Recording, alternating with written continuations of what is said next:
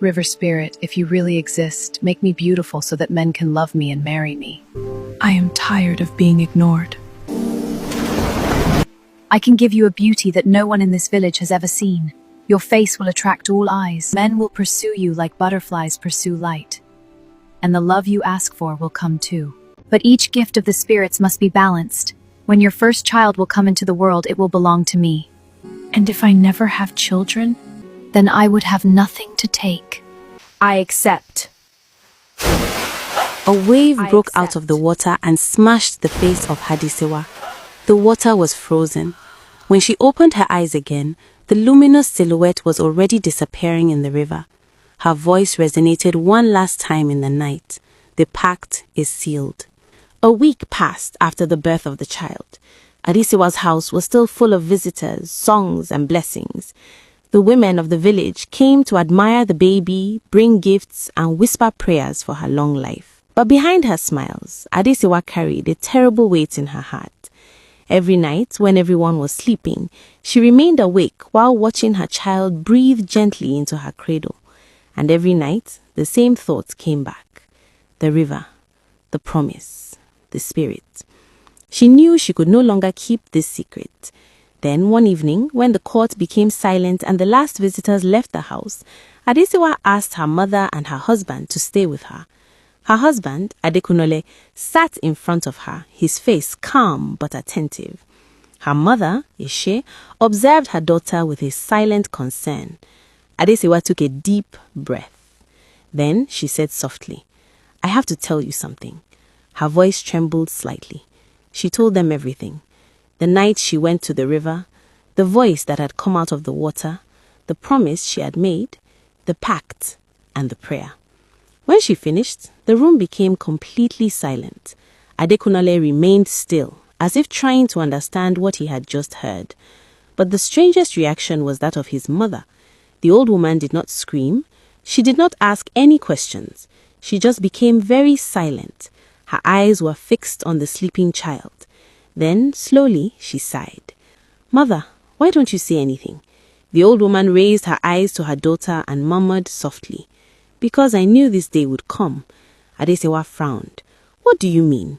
The old woman remained silent for a few seconds. Then she said something that no one in the room could have imagined. "This is not the first time that the river has asked for someone from our family." Hadisewa's heart tightened. "What?" His mother gently placed her hand on hers and began to tell a story that she had kept secret all her life. "When you were little, you were barely 3 years old." The old woman looked at the flame of the lamp as if she was reliving that moment. "One day, you fell into the river." Hadisewa squinted. She had no memory of it. "The current was strong," continued her mother. "And when the men took you out of the water, you no longer breathed. The room became icy." Hadisewa was now looking at the old woman with total attention. "Everyone thought you were dead," she murmured. Hadisewa felt his throat tighten. "But I couldn't accept it." The mother lowered her head. "Then I did something I should never have done." She slowly raised her eyes. "I returned alone to the river that night, and I begged the spirit of the water to bring you back to life. The spirit accepted." The old woman took a break. Then she ended with a low voice. "But he left something in you." Hadisewa murmured. "Something?" His mother gently placed her hand on her chest. "A part of him. Since that day, a drop of the spirit of the river lives in your blood." Hadisewa stood up slightly. "Then the pact?" The old woman slowly raised her head. "Yes." She looked at the baby sleeping peacefully. Then she said a sentence that made the whole room shiver. "If this spirit comes to claim your child," she raised her eyes to her daughter, "he will discover a truth he does not expect." Hadisewa murmured, "What truth?" The old woman calmly replied, "That this child is already carrying his blood." The flame of the lamp flared, and in the silence of the night, the old woman concluded, "This spirit does not come to look for a victim." She looked at the child, then murmured, "He comes to see his own grandson." The evening after all the truths were revealed, everything seemed calm in the house. The baby was sleeping peacefully, wrapped in a soft fabric, put in the arms of her mother. But in Adesewa's heart, the waiting was heavy. She knew that the spirit would come. Her mother was sitting near the door, silent, as if she was listening to something that the others could not hear. Her husband, Adekunole, stood up in the yard, arms crossed, looking in the direction of the river. The night was moving slowly. And then, suddenly, the wind changed.